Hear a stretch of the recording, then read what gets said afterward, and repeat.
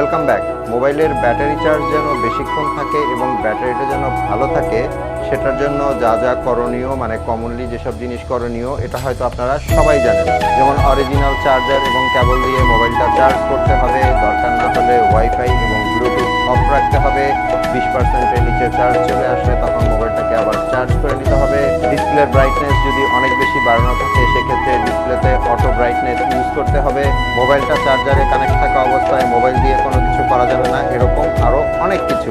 কিন্তু এইসব নিয়ম ফলো করার পরেও দেখা যাচ্ছে কারো কারো মোবাইলের ব্যাটারি চার্জের যে পার্সেন্টেজটা আছে সেটা ড্রপ করে যাচ্ছে।